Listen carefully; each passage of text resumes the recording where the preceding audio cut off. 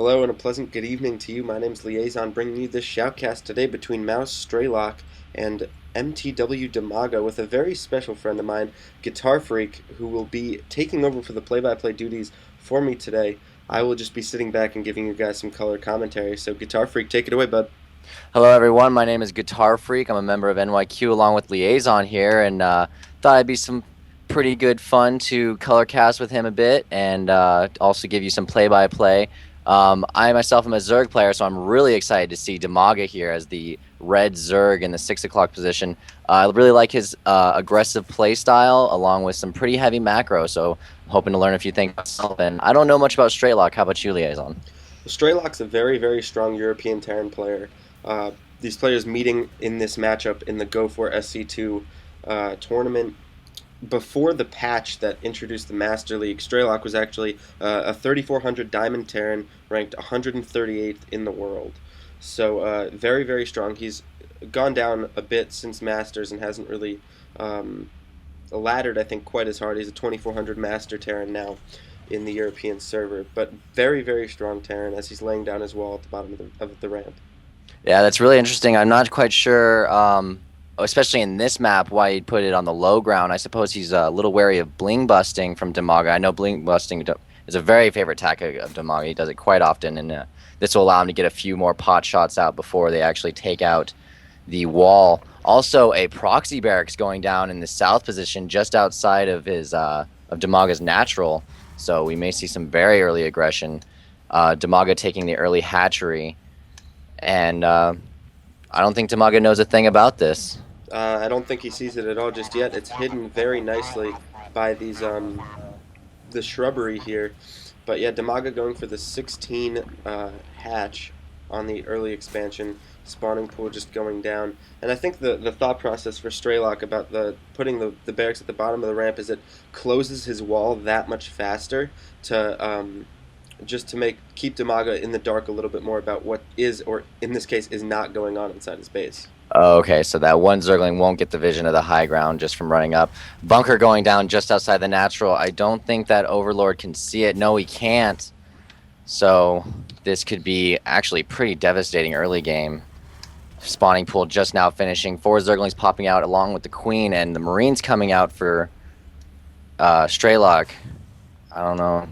I don't know how he's going to hold this off. He doesn't seem to have enough just yet. Well, the Overlord for Dimaga in the middle will catch these 2 Marines coming down, so this is probably when he'll start to realize something is up. SCV building the bunker just shy of the creep, so very nicely done as these Marines are starting to whittle away at this hatchery. The spine crawlers have to get canceled. There's just too much firepower, and these Zerglings cannot move in on the Marines because they just fall back to that bunker. I think Dimaga is probably going to lose this natural. Queen larva injecting being good. I think he's just going to sack the natural and go for the counterattack as soon as he builds up, which seems like a good choice. You know, the natural hasn't done anything yet. It's just 300 minerals lost, which isn't too big of a deal. It can hurt, but it's better to just pull back, get back onto the high ground, build up, and repel it later. And this is a very, very nice play by Strelok as well. Something that you're starting to see a lot more in TvZ matchups from Terran. I know fellow Nyquist gamer Fun Dipper was talking to me about how he's just so frustrated with Terran's bunker rushing, very similar to this, just because it's not all in, and it's not really technically considered cheese, because even if you do scout it, it's still very, very difficult to stop. But it's just a very, very strong opening. It's not all in by any stretch, as all these Zerglings are now trying to come and make a counterattack, but they'll be stifled by the wall. And a very good idea here. Just before Dimaga pulled that second Queen back, he laid down a creep tumor, which many people might not think to do, but it'll keep that creep, you'll see, will spread to the bottom of the ramp and up a little bit. It'll keep him from actually blocking the ramp and containing him completely. As soon as Dimaga gets enough forces, he'll be able to break out, expand again.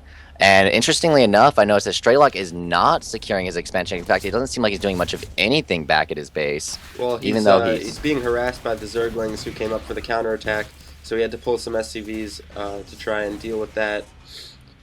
So very nice play by Dimaga to counterattack, as he's just got a ton of Lings out on the field now.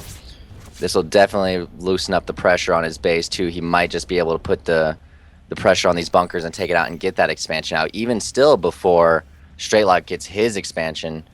which could make a world of a difference in the mid to late game. As you know, Zerg pretty much has to have at least one more expansion, and generally what I've seen is when they do that bunker rush, it allows them to secure that early expansion and really get ahead of the Zerg. But Strelok not doing that this time. It'll be interesting to see what he decides to do instead. 10 lings just popping out for Dimaga. Baneling nest just over halfway done. Zergling's speed almost completed as well. So maybe that Baneling bust that Strelok was so weary about may be coming after all. But he should be in a pretty good position putting 2 bunkers up on the high ground and laying down a factory as well, probably for some Hellions. Yeah. It's interesting to me too is that this bunker still has not gone down, even though he has the ability to take it out with those Zerglings. He's just running them by. I guess he still just wants to keep the pressure up, and he's probably actually going to use that to his advantage, because here's 4 Marines that could be back at his base defending, but instead he's only got 2, 3, and here comes the bling bust. It's very effective. Oh, there's the bunkers there. Taking out the supply Marines going down. Marines flying up. SCV's coming off the line to help with repairs. Zergling's going straight for the mineral line, just way away from those bunkers, making them pretty much a useless defense. Microing as best as he can to make them as effective as he can, taking out maybe 1, 2 SCVs, trying to avoid the Marines. Going for the Marines now. They're going to go down. Didn't take out any Marines along with that. But here come the reinforcements of Zerglings going for those Marines again. SCV's coming off the line. This is really hurting his economy. This is all time that he should be getting an economy, but now Strelok down to only 30 minerals. Not much he can do there. Although this turtle might just work to his advantage a bit more. Taking a look at the unit tab, it's now 12 SCVs to 15 drones, 10 Marines on the field, 14 Zerglings, 5 Banelings just being morphed in now. So definitely not the opening either player probably anticipated, but both of them rolling with the punches pretty well here. And Strelok kind of bouncing back pretty effectively here. The income tab will show that he's already back up to almost 500. He'll jump up to 500 every now and then thanks to those mules. But Dimaga really pulling ahead, showing his macro side all the way up to 700 income. No gas, though. Seems like he stopped gas. He's giving up on the Baneling bust, maybe going for more of a late game mass Ling attack. Also probably trying to get that expansion back up. And yes, here's the drone going down to grab that natural again. Seems like both players now just trying to get into the macro game of 7 drones. Now 5 as 2 of them have popped out or training. We've got Cloak being trained up, so some Banshees coming out shortly for Strelok. A little bit of Ling harass continuing here, although it's not going to be terribly effective. That one Marine, being the hero Marine he is, holding off all 7 of those Zerglings himself, or excuse me, 6, I think. It's a pretty intimidating looking Marine. First Banshee on the way, and Hellions, just like you said before, coming out. It could be interesting what kind of harass he does. He could do that Cloak Banshee in 1 mineral line and then have the Hellion waiting for the retreat. Could be pretty devastating. As Dimaga now throwing down a 2nd expansion, so really looking to get the economic advantage, as both players have really gone into the macro game, with the Roach Warren also being just about half done. Yeah, that'll be really interesting if he can actually pull off that double expansion even before. So that Zerling was hit. He does now know about the Banshee. Considering the timing, he probably knows he'll have Cloak by the time he gets to his base. Cloak just about to finish up. Lair also on the way, so he's trying to get those Overseers out as quickly as he can. 2 queens at the main, none anywhere else. It looks like he's going to try and hold this off with just his 2 queens.